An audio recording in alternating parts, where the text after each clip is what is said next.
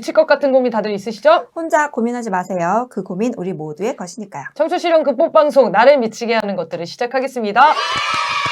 네, 첫 번째 는 김맹구입니다. 네, 안녕하세요. 상담사 신성미입니다. 네, 심리학자 김태우입니다. 네, 여러분들의 미칠 것 같은 고민과 사연을 받아서 두 전문가 분들과 함께 이야기 나눠보는 시간입니다. 메일로 사연을 접수 중이니까요. 여러분 주저하지 마시고 사소한 고민도 괜찮습니다. 네, 메일 보내주시면 좋겠습니다. 네, 오늘 사연 먼저 읽어드릴게요. 불편한 가족의 동거 어떻게 해야 할까요? 저는 3대 독자인 남편, 4대 독자인 초 6학년 아들과 함께 살고 있습니다.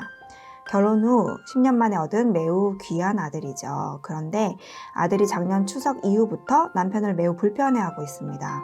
아빠와의 자리를 회피하고 눈도 안 마주치고 아빠와 관련된 물건들은 만지지도 않으려고 합니다. 아들은 아빠와 식사를 함께 하는 것이 불편해서 얼굴을 찡그리고 시선을 아래로만 보는데요.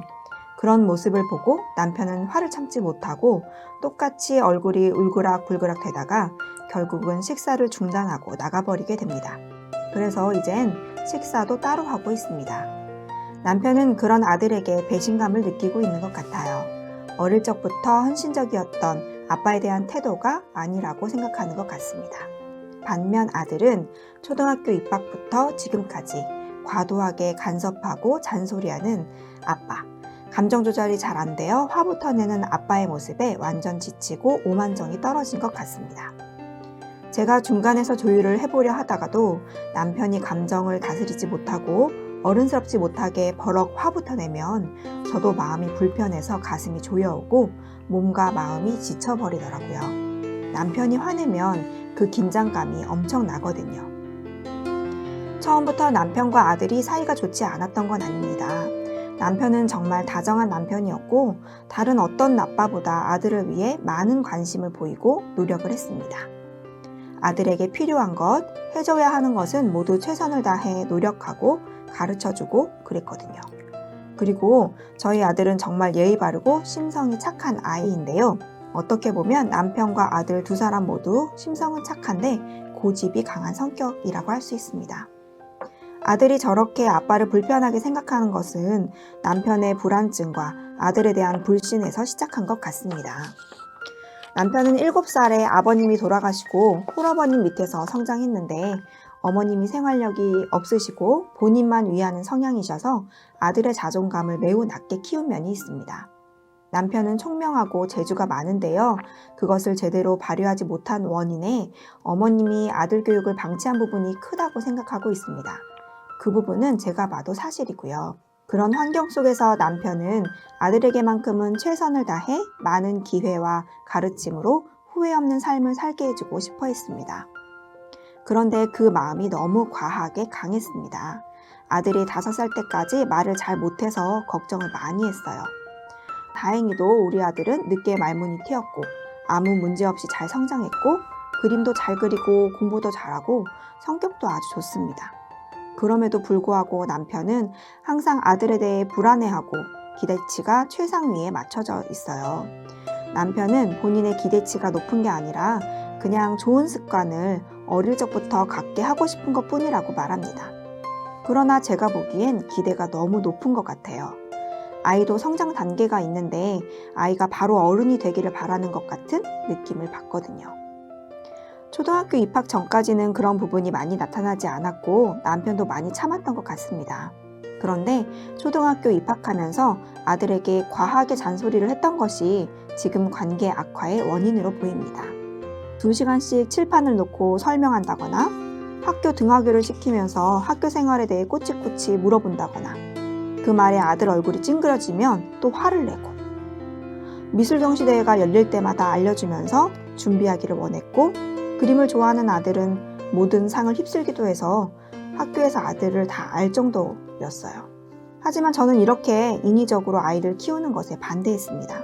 아들의 인생은 아들이 개척해 나가야 하는데 남편이 너무 개입적이라는 생각이 들었거든요. 그렇게 남편을 대하다 보니 어느 순간 제가 남편에게 잔소리를 많이 하고 있다는 것을 깨달았습니다. 안 그래도 남편은 어릴 적부터 인정을 받지 못한 결핍이 있어서 인정 욕구가 강한데요. 제가 너무 남편의 그런 마음에 상처를 주는 것 같았습니다. 그래서 되도록이면 남편의 의견을 존중하고자 참고 기다리다가 더 이상은 안 되겠다고 생각되면 중간에 커트를 하곤 했습니다.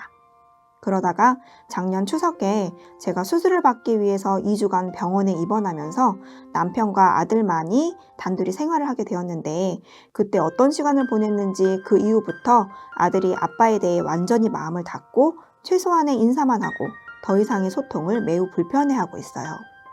아들에게 들은 바로는 추석날 아들에게 화가 난 남편이 추석 상차림 앞에서 손주들에게 악설을 했던 것 같은데 그런 아빠의 모습을 보며 크게 실망한 것 같더라고요. 남편이 어른으로서 아빠로서의 품성을 가져야 되는데 아들이 조금이라도 눈빛이나 태도가 예의가 없다고 생각되면 바로 흥분하고 화를 내는 것을 보다 보니까 저도 이젠 너무 지치더라고요.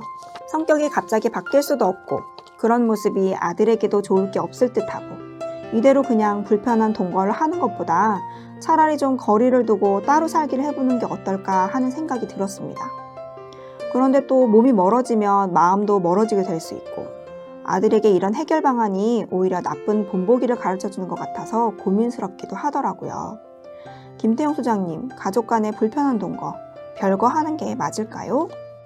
아빠 관련한 물건을 만지지도 않는다 네. 하는 저 금쪽인 줄 알고 지금 금쪽에 나올 것 같은 그런 느낌이 들었는데. 그 정도로 좀 집안 분위기가 지금 좀 꽁꽁 얼어 있는 것 같아요. 네.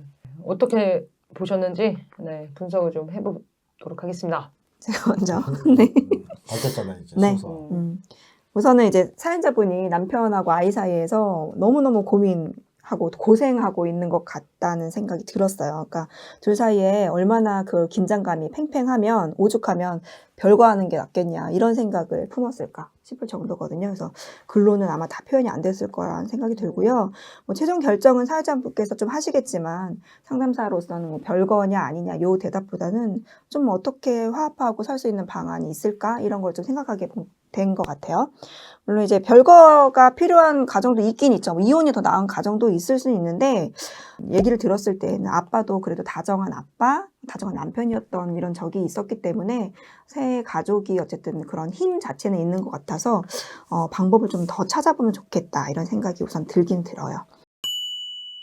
자, 사연자분께서 이제 남편이 아들의 교육이나 양육에 몰두하는 것을 이제 남편의 어린 시절과 연관지어서 사연에 적어주셨잖아요. 그러니까 이런 걸 보면은 그래도 어떤 일들을 뭐 심리적인 부분 그리고 맥락적인 부분에서 이해할 수 있는 능력은 좀 충분히 되시는 것 같거든요.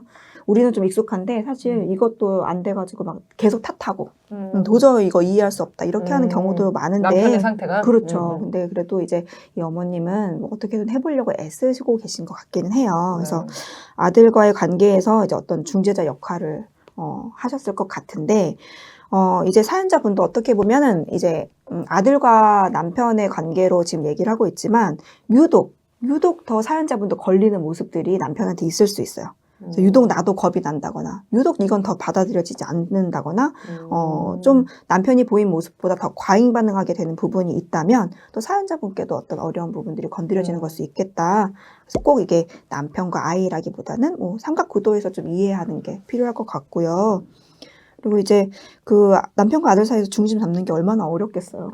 사실 이제 뭐 아이한테 더 좀 이런 게 갈 수도 있고 남편하고 싸운 날은 이쁘게 안 보일 수도 있고 이럴 텐데 근데 이제 남편이 미술 대회 같은 거 이제 알아가지고 와가지고 하라고 했잖아요. 근데 그걸 다 나갔다고 한단 말이에요. 그래서 아이가 이제 그걸 즐기고 거기서 성취감을 느끼고 그러면 뭐 전혀 문제가 안 되고 오히려 키워야 되는 재능이 될 텐데요. 근데 이제 사연자분께서 과하다고 표현하는 거 보니까 좀 오버했던 것 같아요.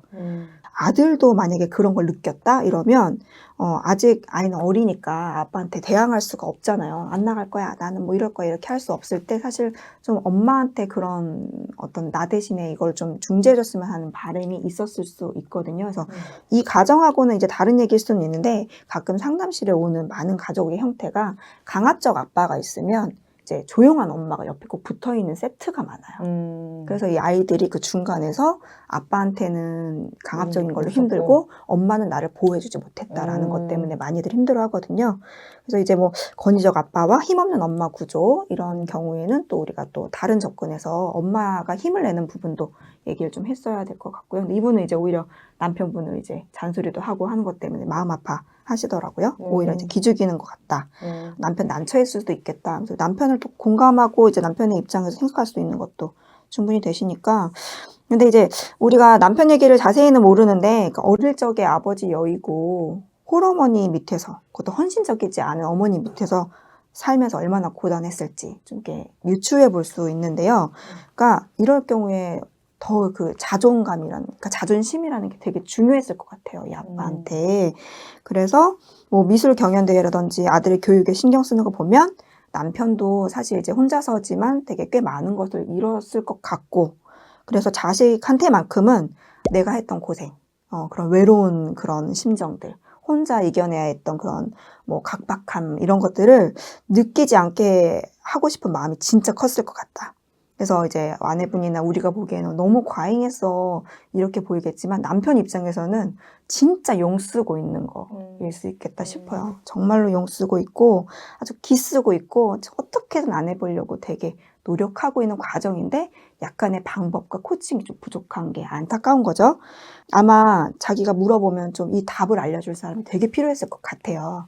그런 시기마다 어려웠을 것 같은데 그때 나를 도와주는 사람이 한 명만이라도 있었으면 어땠을까? 근데 지금 아들이 도와달라고 하는 게 아니잖아요. 아니죠. 그런데 이 아빠한테는 그게 그만 상상이 되는 그게 거야. 자기의 어려움이 좀 과한 거죠, 사실. 이것도 도와줘야 되고 저것도 이렇게 해주면 그렇죠. 뭔가 도와주면 더 잘할 것 같아. 그리고 제가 나를 필요로 하는 것 같아. 난 저만 했을 때 어른이 필요했는데 이런 좀 자기 안에 갇혀 있는 부분이 있는데, 그러니까 요거가 이제 이 남편이 적절하다기보다는 이렇게 할 수밖에 없었던 남편의 마음을 좀 이해하는 입장에서 얘기를 들어본다면, 그런 자기가 되게 어린 시절에 자기를 도와주는 단 한 명의 사람, 그거 이제 자기한테는 이제 아빠였을 수도 있고 다정한 엄마였을 수도 있는데 그 역할을 못 받아본 그거를 이제 아이한테 엄청 해주려고 하는 것 같아요. 근데 안타깝게도 이 남편의 주 정서가 화가 좀 많은 것 같아서. 가짜 모범생 스타일이에요? 그런가요? 그렇죠. 이 내용 갖고는 판단하기 힘들죠. 네. 죄송합니다. 너무 제가 단호하게. 네, 이 성급하게 화가 판단했네요. 이제 화가 해소가 안 되니까 아이한테 어떤 적절하게 훈육하고 양육해야 될 때 그 속에 있는 화까지 더해져서 좀 과하게 아이한테 가는 것 같은데, 억울한 일이 있었거나 대들 수밖에 없는 상황인데 본인이 너무 어렸을 때 혼자여서 그냥 억지로 수긍할 수밖에 없었던 이런 일들을 많이 겪어왔다면 아빠의 안에도 화가 좀 많이 남아있겠죠. 그래서 이런 것들이 어딘가에서 건드려지면 아빠 무시하는 거야? 너 나 무시하는 거야? 이런 것에서 건드려지면 무엇보다 그 화라는 정서가 가장 먼저 나올 확률이 좀 가장 높고요. 이런 게 막 불뚝불뚝 올라오니까 아이 입장에서는 맥락상 너무 과하니까 아빠는 이상한 사람, 아빠는 화만 내는 사람, 이렇게 좀 느꼈을 것 같아요. 남편분한테 좀 얘기하고 싶은 거는 물론 이제 좀 더 바뀌어야 되는 부분도 있고 이렇게 같이 좀 해결해야 되는 것도 많지만 우선은 좀 안심하셨으면 좋겠다. 안심? 맞아요. 당신의 아버지가 해주지 못했던 것을 아이한테 많이 해줬다. 이미 많이 해줬다. 충분히 해줬다. 듬직하게 같이 밥을 다정하게 먹어주고 그때 뭐 반찬 하나 앞에 주는 거, 아침에 잘 갔다 와라고 인사하는 거, 그리고 따뜻한 집을 마련한 이걸로도 충분히 많이 해줬다. 더 해주지 않을 만큼 많은 사랑을 줬다. 그리고 당신의 아이는 당신처럼 그렇게 가난과 외로움과 고난에 빠지지 않을 거다. 당신보다 훨씬 좋은 상황에 아이가 지금 자라고 있다. 이 아이는 당신보다 더 나을 거다라는 그런 말을 꼭 드리고 싶으니까 안심하라고. 참 좋은 아빠고 애쓴 아빠였다. 그래서 오히려 자신의 그 아빠다움이 대한 인정과 그 아들에 대한 안심이 생기면 이 강압적인 모습이, 이게 불안해서 오는 강압적인 모습이 오히려 줄어들 것 같아요. 아들 입장에서 보면 다행히 좀 잘 크고 있는 것 같죠. 반항도 하고. 아빠한테 아빠 이제 강요한다고 해서 다 하지도 않고 나 거부도 하고 이렇게도 하는데, 6학년이면 사실 이제 한참 사춘기, 중2보다 더 내려왔죠, 사실. 4학년, 5학년부터는 이미 징조가 있었을 텐데 아빠한테 마음에 안 든다고 찡그릴 줄도 알고 툴툴댈 줄도 알고 더 큰 화를 모면하기 위해서 식탁을 피할 줄도 알고 나름의 이런 본인의 자기를 지키는 것들을 하고는 있는데, 만약 너 잘한다 이 말을 해주라는 거라기보다는 아이 스스로도 자기가 하고 있는 모습이 너무 나쁜 놈으로 이렇게 느껴지지 않게, 그러니까 너가 감히 아빠한테 이렇게만 끝나는 게 아니라 너가 지금 이 행동으로 되게 힘든 게 뭐였어? 저 피하고 싶었던 게 뭐였어? 이거를 좀 엄마가 편하게 좀 이야기할 수 있도록 하고, 결국에는 뭐 아빠하고 세 명이 같이서 좀 아이의 이야기를 충분히 들어줄 수 있는 분위기가 만들어져야 될 것 같아요. 네. 아빠가 뭐 자기가 잘한 만큼 한편으로는 야, 나는 얼마나 어렵게 컸는데 넌 내가 이렇게 해줬는데 내가 이만큼 했는데 네가 그러냐 하면서 100%네요. 그쵸, 이런 기대만큼 따라와 주지 않는 아들에 대한 실망이 있을 수 있거든요. 그러니까 본인은 잘해왔기 때문에 오히려 이런 반응이 더 올 수 있단 말이에요. 네, 아빠는 참 아이가 이 발달적 시기적 특성을 이해하는 시간이 필요할 것 같고, 이 시기의 아이들은 이제 자기 정체성을 찾는 독립적인 것들을 배우는 시기니까 밥 먹으라고 하면 밥 안 먹고 싶고 자라고 하면 안 자고 싶은 때라는 거를 그냥 각인하세요. 그래서 네. 이 애가 잘못하는 게 없어요. 내가 그래요. 내가 지금 그런 상태니까 그렇게 하면 좋고, 뭐랄까, 아빠의 그 어릴 적 아쉬움이나 억울함에서 오는 그런 분노 감정을 좀 다뤄 좀 좋겠고, 이걸 아내가 좀 도와줬으면 좋겠어요. 근데 별거에 대해서만 얘기를 좀 더 하자면, 목적이 화합이었잖아요. 어쨌든 잘 지내보고자고 했는데 남편분한테 별거를 만약에 제안한다? 그러면 남편은 다시 한번 본인이 되게 내쳐지는 경험을 할 것 같아요. 그러니까 이해를 하기 좀 어려울 것 같다, 지금 상황에서는. 그러니까 혼자서 해오느라고 힘들었는데 또 한번 또 혼자서 밥 챙겨 먹고 혼자 직장 가고 혼자 빨래하고 그런 경험이 이 남편 아빠에게 어떻게 경험될까? 좀 안 좋게 끝날 확률이 더 높게 보이죠? 멋진 아빠가 되고 싶은 마음에 대해서 충분히 공감해주고 잘해왔다고 해주고, 그리고 좋은 아빠의 모습, 그 어릴 적 아이들은 잘 크고 있다. 이렇게 딱 붙어 있지 않아도 아빠의 든든함을 느끼면서 잘 크고 있을 거다. 그리고 이 든든하게 해주고 싶었던 모습이 오히려 아이가 더 멀어지게 하는 그런 이유가 되었구나. 이거를 좀 관찰하고 조망할 수 있었으면 좋겠다 싶습니다. 네. 아빠의 외로움과 화는 또 아빠의 숙제로 또 풀어야 될 것 같고요. 네. 선생님 어떻게 보셨나요?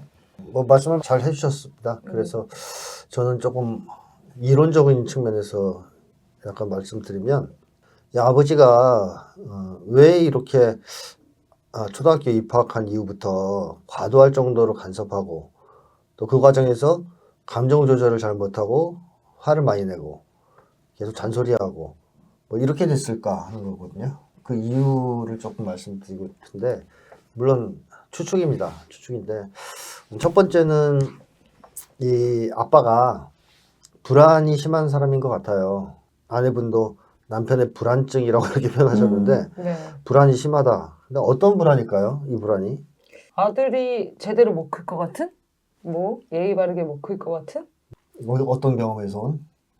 아버지가 없어서 자기가 잘 성장하지 못했다라는 데서 오는 불안?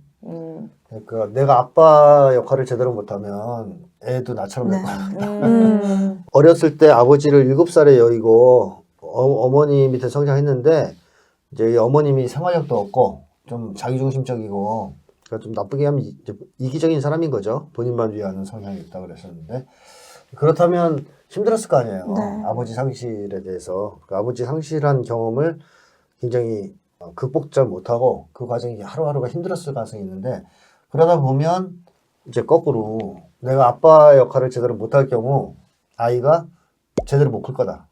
나처럼 될 수도 있다. 힘들게 자랄 거다. 뭐 이런 이제 불안이 있는 것 같아요. 그러다 보니까 지나치게 개입하는 거죠. 차분하게 두고 보지 못하고 뭐 내가 그냥 보고 싶은데 알아서 잘하겠지가 아니라 네. 내가 도와주지 않고 개입하지 않으면 잘 안 될 수도 있다라는 불안이 너무 심하다 이렇게 느껴지고, 그 다음에 또 이 아빠는 자본주의 사회에서 겪는 전형적 불안도 좀 심할 것 같습니다. 어렸을 때 빨리빨리 이 재능을 개발하고 또 공부 열심히 해서 우수한 성적을 내지 못하면 나중에 밥 먹고 살 수 없다? 성공할 수 없다? 그 한국 사람들 갖고 있는 전형적인 그런 거 있잖아요. 부모들이 자식들한테 공부를 강요할 때. 네. 근데 그게 아버지가 없으면 할 수 없지만 내가 있는데 그거는 용납 못한다. 따라서 내가 그걸 어릴 때 잡아줘야 된다. 나중에 애가 잘못되지 않도록. 이런 데서 오는 불안이 좀 심하다라는 생각이 들어요. 일단. 그래서 본인의 불안이 아이를 대하는 데서 상당 정도 작용하는 것 같다라고 느껴지고, 두 번째는 선생님 말씀하셨지만 신 선생님도 훌륭한 아버지가 되어야 되겠다는 강박관념이 있는 것 같습니다. 강박증 같은 게. 그러니까 본인이 아버지가 없이 자랐잖아요. 네. 근데 그게 얼마나 싫었을까요? 힘들고. 그러니까 너는 아버지가 있지? 근데 있으면 뭐해? 이상한 아버지 만들거든요. 아버지가 있다는 것에 대한 감사함을 느낄 수 있어야 되는데 보람, 감사함. 그러면 자기가 훌륭한 아버지 역할을 해내야 되는 거죠. 그리고 어떻게 보면 그게 또 자기한테 어떤 정도의 보상도 될 수 있어요. 아버지가 나한테 해주지 못했던 것들을 그래도 나는 내 자식한테 해줬다. 그렇죠. 라는 데서 오는 보상이 있거든요. 그래서 나 하고 싶은 거죠. 나 훌륭한 아빠가 되고 싶은 거예요. 이 훌륭한 아버지가 되고 싶다라는 강박은 굉장히 강한데 문제는 훌륭한 아버지가 될 수 있는 인생을 사는 분은 아니에요, 사실. 좀 나쁘게 얘기하면 어머니가 이렇게 좋은 양육을 하지 않았잖아요. 그리고 아버지는 일찍이 안 계셨고. 네. 그러니까 과연 건강한 양육을 받을 수 있었을까? 어릴 때? 못 받았단 말이죠. 못 받았는데 어떻게 하죠? 못 받으면 잘 못해요. 네. 배우지 배우지 못했으니까. 배우지 네. 못하면 잘 못하거든요. 그래서 그런 얘기도 있잖아요. 이제 심리학 쪽에서는 비정상을 뒤집어 봐야 또 비정상이다. 그러니까 이제 내가 너무 방치당하고 자랐어요. 네. 그게 너무 싫은 거예요. 내 자식만큼 그렇게 키우고 싶지 않은 거죠. 네. 그래서 너무 과도한 개입을 해요. 네. 그것도 비정상이거든요. 그렇죠. 적절한 개입이 좋은데 그걸 못하는 거예요. 네. 내가 너무 방치당했으니까 극단적 개입을 하고 또 너무 간섭받는 삶을 살아서 지긋지긋하면 나버려. 방치하고. 풀밭에 풀놓고도 알아서 네. 이게 잘 키우는 거야. 왜? 이 사람들은 건강한 양육을 경험해보지 못했기 때문에 정상을 경험을 못해봤기 때문에 비정상을 극단적으로 뒤집는 경우가 있어요. 네. 근데 이분은 아버지가 아예 없었단 말이에요. 개입을 경험을 해본 적이 없는 거죠. 아버지의 개입을. 또 아버지의 어떤 뭐 보살핌을 한 번도 경험을 못 해본 거죠. 그러니까 그걸 뒤집어서 극단적으로 가는 거죠. 엄청나게 하는. 그래서 훌륭한 아버지가 되고자 하는 강박은 있으나 그렇지 못하다 보니까 자질이 좀 부족하다 보니까 그게 안 좋은 방향으로 지금 표현이 되고 있다. 네. 이렇게 봐야 될 것 같고. 그다음 세 번째로는 아버지에 대한 혹시 적대감이나 원망은 있지 않을까 하는 생각도 좀 들어요. 부모가 일찍 돌아가시면 뭐 여러 가지 아이들이 상처를 받게 되는데 그 중에서 원망도 있을 수 있거든요. 왜 나를 이렇게 버리고 가셨어요? 뭐 이런 거. 게다가 아버지가 돌아가신 다음에 어머니 관계가 좋았으면 그 원망이 없어요, 네. 별로. 오히려 슬픔이 있지. 아쉽고. 근데 아버지가 돌아가셔서 식모살이를 하게 됐다고. 네? 신데렐라처럼. 그렇게 되면 아버지가 미운 거예요. 왜 나를 버려두고 떠나가셨냐. 원망, 분노 이런 게 있을 수 있거든요. 네. 근데 그게 해결이 안 된 상태에서는 의식적으로 잘 조절하지 못하면 남자에 대한 적개심이나 분노로 표현될 가능성이 있습니다. 그러니까 아버지에 대한 분노가 아들한테 가버린 거죠. 다른 남성들이나. 특히 아이가 초등학교 무렵부터 좀 심해졌다 이러잖아요. 네. 초등학교 이전에는 남녀라는 성 차이가 잘 안 드러나요. 따라서 남자나 여자에 대한 심리적 태도가 명확하게 잘 표출이 안 됩니다. 부모의 경우. 근데 초등학교 때부터 이게 드러나요. 명확하게 남자 여자로 조금씩 성적인 특징을 드러내기 때문에 이때부터 이제 남성에 대한 태도, 여성에 대한 태도가 드러나는 거죠. 그래서 예를 들어서 딸 바보 아빠는 이제 부쩍 그때부터 딸을 더 좋아한다든가 또 아버지에 대한 이제 적개심이 있거나 감정이 안 좋은 아들은 그때부터 아들을 구박한다든가 이런 현상을 자주 볼 수 있습니다. 이 아빠도 자기 문제를 해결하지 못해서 아버지에 대한 어떤 해결되지 못한 감정들이 있다면 그것이 아들을 대할 때 자기도 모르게 불쑥불쑥 나갈 수 있을 것이다 라고 이제 보여주고요. 그것도 하나의 원인이 될 수 있고 그 다음에 마지막으로 한 가지 언급할 수 있는 것은 이 아빠가 인정받고 싶고 존중받고 싶은 욕망이 굉장히 강한 사람인 것 같아요. 아내분도 그렇게 평가를 하신 대목이 있죠. 어릴 때부터 인정을 받지 못한 결핍이 있어서 인정 욕구가 강하다라고 평가하셨거든요. 네. 근데 이 인정 욕구, 존중받고 싶은 욕구, 이게 이제 결핍이 있다는 건 이제 이 말을 통해서 우리가 확인할 수가 있는데, 그렇다면 이 아버지는 이 인정과 존중을 누구로부터 받고 싶어 할까요? 부모님. 자기 부모. 네. 자기 부모한테 못 받았잖아, 이미. 그렇죠. 그러니까 이제 누구한테 받으려고 그럴까요, 이걸? 자식이구나. 자식한테? 내가 볼 때는 아들한테 간 것 같아요. 네. 예. 오히려 아내보다. 네. 아들한테 간 것 같아요. 아들한테 인정받고 싶을 것 같아요. 옛날에 저는 그 고양이가 자기 무시한다고 망치 들고 쫓아간 사람도 봤거든요. 네. 이렇게 뭐 고양이가 이 장롱 위에 올라가서 이렇게 자기를 내려다봤다는 거예요. 이렇게. 맞아요. 그럼 들어본 것 같아요. 그 뭐랄까 깔보듯이 그리고 손도 까딱거렸대요. 막 이제 뚜껑이 열려가지고 막 망치 들고 주위에다 쫓아가는 사람도 봤어요. 그래서 아 별의별 사람들이 다 세상에 존재하는구나 이런 걸 본 적이 있는데 이게 아이라고 해서 그게 안 나타나는 게 아니에요. 인정이나 존중을 아이한테도 받고 싶어요. 저 애정결핍 있으면 아이한테도 받고 싶어 하거든요. 네. 그래서 아들한테 당연히 받고 싶어 할 것 같아요. 자기가 좋은 아빠가 되고 싶은데 그러면 그 좋은 아빠가 됐다는 징표는 아이의 인정과 존중일 거 아니에요. 그래서 아이가 인정하거나 존중하지 않을 때 이 아빠는 가장 크게 폭발할 수 있죠. 네. 자기의 간절한 소망이 좌절되니까. 그 내용을 보면 아이가 약간 예의 없이 하는 행동, 태도, 표정, 눈빛, 눈빛이나 태도가 예의가 없다고 생각하면 바로 빵 흥분한다. 터진다잖아요. 그러니까 이게 또 이제 하나의 아빠가 아이에 대해서 이렇게 과도하게 행동하는 큰 원인이 된 것 같아요. 이런 정도로 아버지는 자기 문제가 있는 분이다 네. 라고 말씀드릴 수 있을 것 같고, 다만 이제 두 아들도 그렇고 이 아빠도 그렇고 뭐 심성은 착하다고 한 거 봐서는 치유의 가능성이 있긴 한 것 같습니다. 뭐 전혀 없는 상황은 아닌 것 같고, 또 그래서 뭐 엄청나게 뭐 나쁜 사람은 아니지 않습니까? 기본적으로 착하다라고 평가받고 있기 때문에 치유의 가능성이 있는 것 같아요. 그래서 이 아버지가 좋은 아버지가 되기 위해서는, 정말로 자기가 원하는 좋은 아버지가 되기 위해서는 자기가 경험해보지 못했던 건강한 사랑이 뭔지를 먼저 알아야 돼요. 지금 이 아버지는 나름대로 사랑한다고 하는 거거든요. 네. 애를. 근데 이상하게 잘못된 사랑을 하고 있기 때문에 애가 상처를 받고 있고 관계가 더 나빠지는 거 아니겠습니까? 그래서 이 아버지가 도대체 어떤 것이 건강한 사랑이냐. 이 아빠부터 알아야 되거든요, 그거를. 그래야 그 사랑을 아들한테 줄 수 있을 거 아니에요. 그거를 상담 같은 걸 좀 받으면서 혹은 자기 분석을 하면서 좀 아버지도 공부도 하고 또 그런 치유도 좀 받고 하면서 그거를 좀 본인이 알아야 될 것 같아요. 사실 이 아빠는 지금 어떻게 보면 아이를 정말 사랑하고 내가 좋은 아빠 역할을 하고 있다라고 스스로는 믿을지 몰라도 굉장히 계산적인 사랑을 하고 있는 사람이거든요.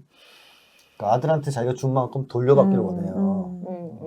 계속. 안 돌아오면 화가 나요. 이건 전형적인 계산적 사랑이란 말이에요. 그러니까 부모가 아이한테 줄 수 있는 사랑은 무조건적 사랑인데 이런 사랑을 받아본 적이 없는 거죠, 이 아빠는. 그러니까 자기가 그걸 줄 줄 모르는 거예요. 마음에서 우러나서. 그러니까 자꾸 이제 주고 받으려고 그래요. 애하고도. 애하고 게임하는 거예요. 어떻게 보면. 그래서 애가 조금이라도 거기서 기분 나쁜 표정을 지으면 열려버리고 뚜껑이. 이런 상황이란 말이에요. 그래서 일단 아버지가 먼저 좀 바뀌는 것이 상당히 중요하겠다. 뭐 이런 생각이 들고, 아들을 잘 키워서 자기가 이제 아버지 상실의 상처를 치유하려고 하고 또 아들을 아버지의 대체물처럼 생각하는 경향, 뭐 이런 것들이 이제 이 아버지한테는 제일 큰 문제인 것 같고, 그 다음에 또 한 가지 이제 이거는 아들한테 그렇게 막 개입하는 문제를 떠나서 이 아빠가 가지고 있는 문제점 중에 하나가 자기중심성입니다. 되게 자기중심적, 이기적이다라고는 생각하기는 힘들 것 같고요. 그 정도까지 얘기하기는. 자기중심적인 건 확실한 것 같아요. 예를 들면 설명을 시작하면 2시간씩 칠판 놓고 설명한다든가, 그죠? 초등학교 5학년, 네. 6학년인 꼬치 캐문든다든가 그날 체크 사항들을. 이때 2분도 안 듣는 나이거든요. 네. 자기중심적이에요, 이거는. 왜냐하면 잔소리인데요. 잔소리는 자기를 위해서 하는 거예요. 상대방을 위해서 하는 게 아니에요. 잔소리하는 내 모습이 막 돌아가지네. 그러니까 잔소리냐, 비판이냐, 아니면 충고냐. 기준점은 상대를 위해서 하는 거면 비판이나 충고가 되는 거고, 자기를 위해서 하는 거면 잔소리가 되는 거거든요. 그러니까 이 비판이나 충고의 목적은 상대방을 도와주는 겁니다. 상대방을 도와주기 위해서 때로는 아픈 말도 하고 때로는 뭐 좋은 말도 하고 하는 건데, 상대방을 도와주려면 그 사람이 받아들여야 되거든요. 비판이나 충고를 하는 사람은 항상 상대방이 받아들일 수 있는 방법을 사용하려고 그래요. 그러니까 애들 앉혀놓고 어려운 얘기로 설명 안 해준단 말이죠. 못 받아들이니까. 그래서 어떤 눈높이를 낮춰서 좀 쉬운 말로 설명하려고 애를 써요. 그게 비판이나 충고거든요. 그러니까 상대방이 받아들일 준비가 됐을 때 또 한다든가. 그런 고민을 항상 하거든요. 근데 잔소리는 그게 없어요. 그런 고민이. 일방적이네요. 상대방이 받아들일지 말지에 대한 관심 별로 없어요. 그냥 내 분에 못 이겨서 그냥 하는 거예요. 그러니까 굉장히 자기중심적인 거죠. 그러지 않으면 2시간씩 얘기할 수가 없죠. 맞습니다. 내가 싫어하는 표정을 지었을 텐데. 2시간씩 할 수가 없죠. 그래서 이 아빠가 좀 자기중심성이 있는 것 같습니다. 자기중심성이 있다 보니까 행동할 때 상대방을 고려하고 배려하기보다는 자기가 중심인 거야, 자기가 중요한 거예요. 그래서 막 나는 너를 위해서 하는 얘기야. 그렇지. 하지만 상대방이 들을 때는 완전 잔소리 네. 되는 거죠. 그래서 이런 자기중심적인 모습도 결국에는 뭐 대체로 애정결핍에서 유래되는 거니까 아빠가 또 해결해야 될 문제고, 그 다음에 또 하나 이제 중요한 것은 아들의 욕망이나 감정을 존중할 줄 몰라요. 기본적으로 자기의 욕망과 감정은 소중하게 생각하는데 자기중심성과 연결돼서 아들의 욕망과 감정은 거의 존중을 안 해줍니다. 보니까 그런 사랑을 못 받아서 그랬을 가능성이 높겠죠. 그렇지만 어쨌든 아들이 나이가 몇 살이든 간에 유치원 꼬맹이든 초등학생이든 중학생이든 존엄한 인간이거든요. 그러니까 한국 부모들이 자식을 대할 때 가장 놓치기 쉬운 태도 중에 하나가 저는 인간으로서의 존중을 안 해주는 거라고 생각합니다. 똑같은 인간이에요. 내가 보호하고 지금 가르쳐야 되고 나한테 의존하는 대상이긴 하지만 중요한 하나 존엄한 인간이란 말이에요. 그러니까 기본적인 존중을 해줘야 돼요. 상대방을 기본적으로 존중해 준다는 얘기는 상대방의 욕망과 감정 같은 것을 중요하게 생각해야 된다는 거죠. 네. 귀중하게. 그러니까 야, 그건 중요하지 않아. 집어쳐 이런 거 집어쳐. 말고 너 나이도 어린 게 어디서 감히 모르는 게 와서 한다고. 너 세상 사람아. 이런 거 하면 안 돼요.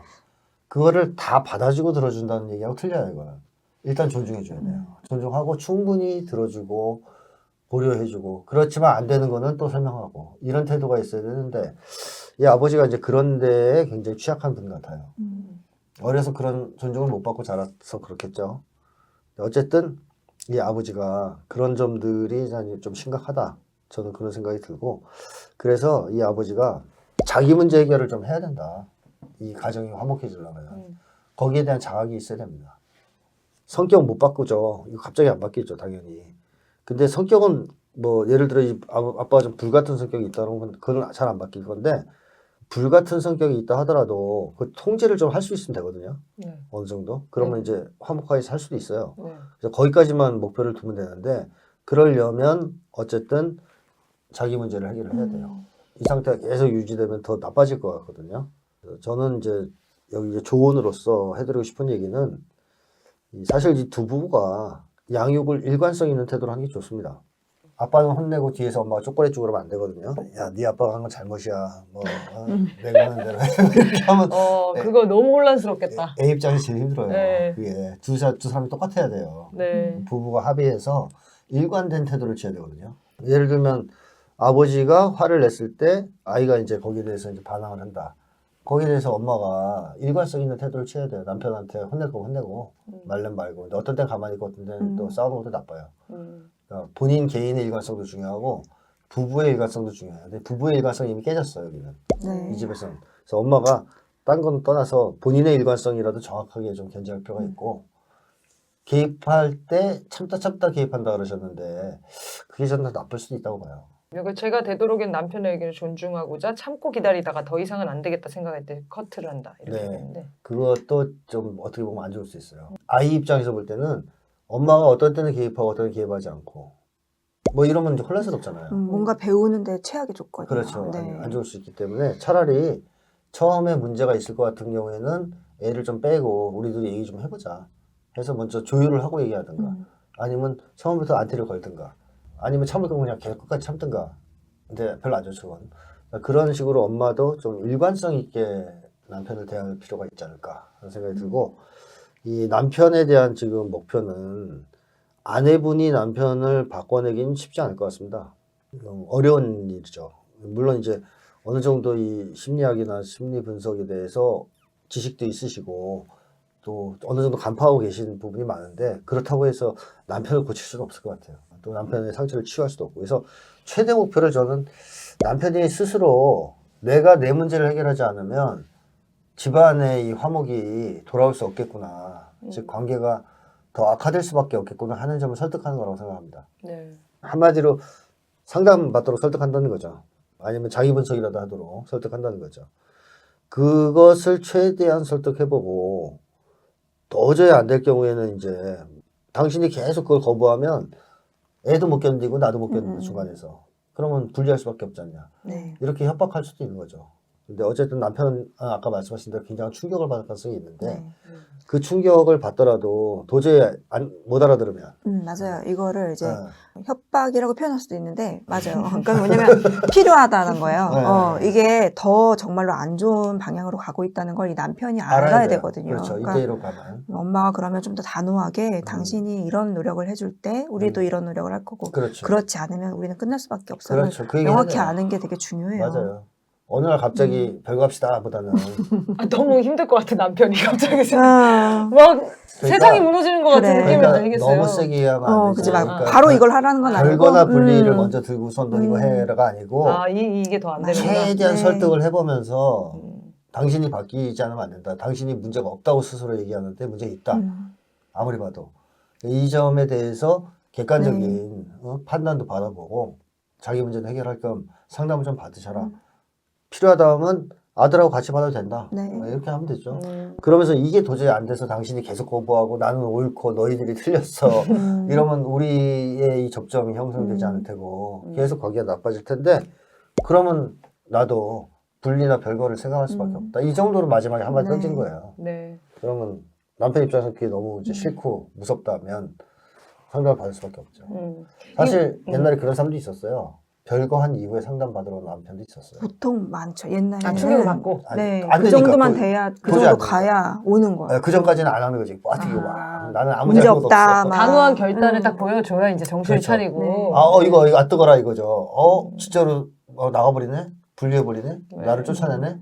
이거는 해결을 해야 되겠다. 그때 이제 이렇게 어쩔 수 없이 하는 분들도 있어요. 근데 사실 그거는 뭐 이제 밀려서 오는 거니까 그거보다는 본인이 느끼고 자발적으로 상담을 받으려고 하는 게 더 좋죠. 만약에 상담 받게 되면 아이 상담으로 가든 아빠 상담으로 가든 가족 상담으로 가든 상담사와 상의해 보셔야겠지만 아빠들을 우리가 상담에 엄마들보다 훨씬 아빠들이 좀 주저하는 경향이 그렇죠. 아직도 많이 남아 있는데요. 네. 아빠들을 움직일 수 있는 그런 방법으로 많이 효과 있는 게 아이에 대한 되게 객관적인 어떤 심리 평가라든지 아이의 어려움이 어느 정도인지를 충분히 아빠에게 설명해 주는 거. 그러면 이 아빠는 사실 나쁘고 싶어서 이렇게 한 게 아니고 원하는 바가 있긴 있었거든요. 방법과 길이 달랐던 거라서 아이가 이렇게 힘들고 있다라는 것을 둘의 어떤 무슨 이런 대치 상황이 아니라 아이 자체로 아이가 이런 힘든 걸 겪고 있다는 걸 아빠가 좀 객관적으로 알게 되면 또 이렇게 잘 참여할 수 있는 확률도 올라갈 것 같아요. 그래서 많이들 아빠였을 때는 특히 그런 걸 많이 이렇게 내밀거든요. 아빠들은 근데 왜 이렇게 안 받으세요? 쪽팔리잖아. 상담을? 쪽팔려서? 옛날엔 진짜 이게 컸던 것 진짜 같아요. 이게 상담 우리 받으면 집에 무슨 이상한 사람. 문제가 있어서 그런 거. 우리 애가 무슨 문제가 있어서 이렇게 생각하는데 남자들이 더, 경쟁사회에 살다 보니까 음, 그 여자들보다 훨씬 흠 있다고 생각하면 그렇죠. 이거 싫어해요. 두려워하잖아요. 자기한테 문제 있다는 거 인정하는 거 되게 싫어해요. 근데 이 상담 받고 이런 거를 활용할 수 있는 건 흠이 아니라 엄청난 자원이라는 거를 그렇죠. 그거 아셔야 알면 될것 좋은데 같아요. 그것도 되게 용기 있는 분들만 할 수 그렇죠. 있는 거잖아요. 맞아요. 상담 자체가. 그렇죠. 그래서 어쨌든 결론은 별거나 분리도 고려해야 돼요. 제가 볼 때 이 상황에서. 그러나 최대한 노력한 후에 그걸 해야 후회가 없을 것이다. 그리고 아이한테도 그게 좋죠. 그냥 갑자기 이 선생님이 상담 방송에서 별거 안 했어. 오늘 별거 이런 건 아이한테 안 좋은 거고. 후기 온다. 그게 후기 와. 나쁜 본보기를 가르쳐주는 거네. 네. 최대한 노력하고 네. 합리적으로 하고 부모가 노력하는 모습을 보였는데도 안 되면 그때 가서 분리하는 건 아이한테 그게 나쁘지 않아요. 네.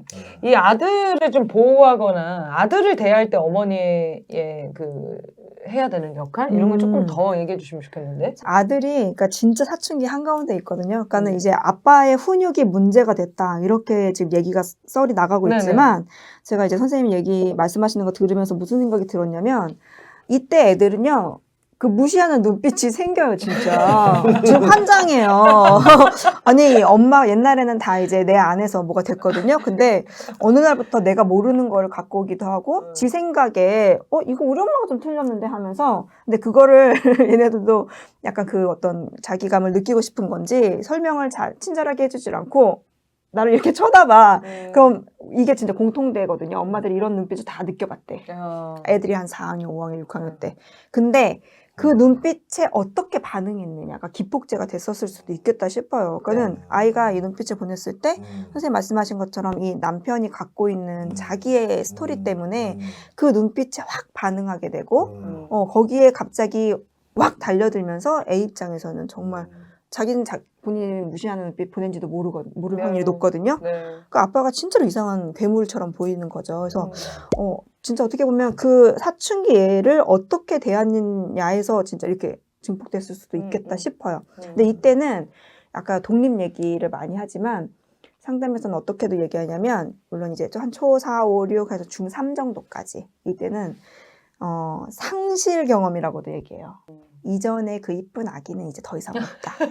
아, 부모님이 그걸 받아들여야 그 되는구나. 아이와 이제 우리는 이별해야 된다라고까지도 얘기할 정도예요. 그래서 이제 아이는 독립적인 존재가 되어가고 그게 부모에게는 굉장히 어려운 작업인 건 맞아요. 맞는데 그런 되게 중요한 시기라는 거 인정하는 거, 그리고 아이가 그러고 싶어서 그러는 건 아니라는 거, 아이도 고통스럽다는 거, 그리고 또 하나 또 힌트가 좀 얻은 거는 불안이 좀 많은 정서인 것 같다고 했잖아요. 네. 사람은 불안해지면 그 불안함을 잠재우려고 되게 완벽주의 성향으로 바뀌거든요. 네. 그래서 뭐 우리가 강박증, 완벽주의 얘기할 때 그 기전은 불안 정서를 얘기해요. 그러면 어떻게 좀 증폭될 수 있냐면 요만큼 잘못한 걸 그냥 두면 이게 이렇게 될 거야 라고 겁을 먹는 경우가 많아요. 그러면 이 아빠 입장에서는 이때 내가 안 잡으면 얘는 살인할 거야까지 가는 거예요. 상상이. 불안이 커지니까. 그래서 이 초금에 했을 때 조금 약간 좀 한숨 쉬어주면 되는데 그리고 아이를 이제 사랑으로 길렀으니까 아이가 제자리에 오거든요. 그걸 믿고 좀 기다려줘야 되는데 그 걱정이 있으면은 안 돼. 지금 잡아야 돼. 그러니까 아빠가 불안한 거야, 아빠가. 그쵸.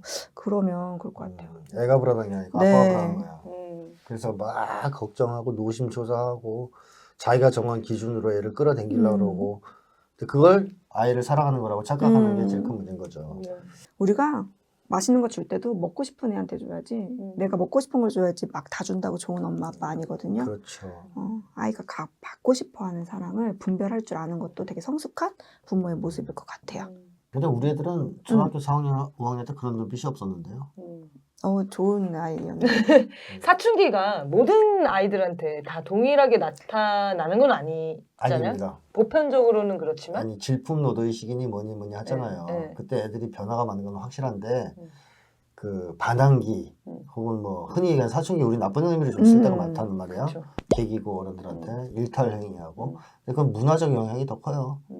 예를 들면 농경사회에선 사춘기가 없어요. 독립을 해야 될 시점에서 독립을 못하고 어른으로 존중을 못 받고 그러면 거기서 뚜껑이 열려가지고 부딪히는 경우가 저는 근본적인 원인이라고 생각하는 사람인데 그 증거로서 원시부족의 사춘기 없어요. 또 농경사회도 없고 왜냐 이때는 13살, 4살 사춘기 되면 어른이거든요. 그렇죠. 과거 시험도 볼 수 담배 펴야 있고 되고. 과거 시험 볼 수 있고 장가도 갈 수 있고 네. 뭐 심지어는 농사해요. 경제활동도 시작해요. 그러니까 독립하고 싶은 욕망이 생겼을 때, 독립심에 대한 욕망이 생겼을 때, 욕구가 생겼을 때 그걸 들어준단 말이에요. 충분히 인정이 아니라 그 시절엔 다 그거 하는 거야. 그 시절에. 자연스럽게. 네. 그러면 이제 그때는 없는데 한국은 그 나이가 됐는데 애 취급하잖아 맨날 공부나 하라 그러고 애들이 거기서 막 그 자기의 그 정당한 그 시기에 맞는 요구들을 실현할 바가 없거든요. 그러니까 이제 그게 막 엉뚱한 데로 분출되고 그런 거죠. 맞아요. 반항기처럼. 네. 그래서 사회가 병적일 때 사춘기 현상도 또 심하고 뭐 소위 질풍노도니 뭐니 더 심한 거죠. 꼭 필요한 시기거든요. 근데 우리는 사춘기를 엄마들이 본인 편하려고 하는 이름으로 쓰는 것 같아요. 애가 이상한 상태라고. 맞아. 근데 아니거든요. 너무 중요한 시기고 꼭 필요한 시기인데 이걸 이제 엄마 아빠들도 뭐 우리 어렸을 때 사실 그런 존중을 못 받았죠. 근데 약간 비교해 보자면 옛날 어른들은 이제 첫 생리할 때 되게 창피해 했었잖아요. 그렇죠. 숨겨야 되고. 근데 이제 점점 이제 생리 파티도 해주는 문화로 바뀌었어요. 그건 싫어. 이거 너무 오버하다. 그냥 파티는 안 해주는데 너가 이걸에 그렇죠. 좀 생리 어떤 의미를 되게 창피한 일이 아니라 너가 너의 어떤 존재적 자연스러운 이유로 과정이다. 해주는 건데 사춘기도 이제 좀 애가 반항하는 시기다 이렇게만 생각하고 살기에는 너무 뒤처지는 부모인 것 같아요. 그러니까 독립적인 자아가 형성되는 시기. 네, 그래서 그거를 맞습니다. 인정하고 존중하고 들어줘야 되는 네. 시기. 이렇게 그렇죠. 이해를 하는 거죠. 시기형은 중고등학교 때부터 정치활동 하게 좀 돼요. 그렇죠. 이거거든요. 네. 애들의 말하는 애들이 무슨 의내가 사회에 촛불을 들고 나와? 오히려 더 현명할 수 있어. 빡 돌죠 애들 네. 입장에선. 그러니까 야 정치활동해. 그래서 북유럽 같은 데는 중학교, 고등학교 좀 넘어갈 때부터 아마 정치활동 할 수 있어요. 투표권 안 줘도. 정당 활동이나 정당 가입도 가능해. 그러니까 그걸 보장해 주는 거야. 서클 활동 다. 그러면 애들이 그 에너지 글로 쓸 거 아니에요. 그렇죠. 건강하게 쓰이는 네, 거죠. 맞아요. 이제 당장 경제생활 안 해도. 네. 근데 이제 그런 통로가 막혀 있을 경우에는 애들이 그 넘치는 에너지를 어디다 쓰겠습니까? 그렇죠? 이제 뭐 나쁜 데로 쓰겠는 거죠. 드디어 우리 딸 그 동네 카톡방에 지지난주에 이제 촛불 참여에 대한 오. 공지가 네. 올라왔답니다, 네. 여러분. 예, 중고등학생들이 자기들끼리 있는 네네네. 카톡방에 어, 나갈지 말지를 어, 이럴 수가 이제 이런 건강한 들어왔고요. 자아가 형성되고 있습니다. 그렇습니다. 이런 시기라는 거. 어. 네. 다음에 한번 기회를 봐서 사춘기 특집을 한번 해보고 네. 싶겠어요. 사춘기와 관련된 고민 진짜 많으실 것 같은데. 많아요. 네, 이별을 준비하시면서 사연을 좀 보내주십시오. 그걸 네. 그냥 부정적으로 묘사를 할까? 이별이라고. 근데 그 성숙한 어떻게 단계 해야 상실. 되죠? 그러면 어? 인정하는 시기? 아니, 아이가 성장해서 이제 본격적으로 사회적 존재가 되는 시기, 어른이 되는 시기잖아요. 엄청 기쁜 일 아니에요? 아, 기쁜 일로. 기쁘죠. 그렇죠. 그건 근데 나한테 엄마한테 슬플 수 있잖아. 평생 의존하는 게 뭘 슬플 좋아요. 수 있어요. 그건 자기 문제예요. 맞아. 있어요. 자기 문제입니다. 이별하는 게 아니에요. 축복할 일입니다. 얘가 나한테 더 이상 따라오질 않아 슈퍼 가는데 그게 뭐 이렇게 슬픈 일이에요? 그렇네. 좋은 아니야. 일이야. 자기 상실의 경험을 그래도 부모님의 마음 느낄 수 다른가요? 있어요. 네. 느낄 수 그러면 있어서 이제 다 키운 분과 지금 키우고 있는 분, 안 키운 어. 사람의 4인 3색으로 사춘기 그 분석을 해드리도록 누가 한 명 나와야 하겠습니다. 되는 거야, 사춘기 친구? 아, 그래야겠구나. 블라인드? 그래서 사연을 꼭 보내주시고, 저희가 기회되는 대로 사연을 다 모아가지고 사춘기 특집으로 아예 한번 다뤄보도록 하겠습니다. 네, 우리 네. 여기 절대 별거 아직 아니다. 네, 음. 좀 더 노력을 해서, 우리 아버님이 자기 문제를 인식하고, 네. 건강한 위로받았으면 좋겠어요. 네. 건강하게 다시 올 수 있게 조금만 힘 내주셔도 될 것 같습니다. 네, 그럼 오늘 사연 이렇게 마무리하겠습니다. 네, 청남이 격주로 촬영되고 있고요. 매주 수요일 9시에 주권방송과 촛불전지 채널에 업로드됩니다. 사연은 chungnami0000gmail.com으로 보내주십시오. 네, 그러면 오늘 나를 미치게 하는 것도 마치도록 하겠습니다. 감사합니다.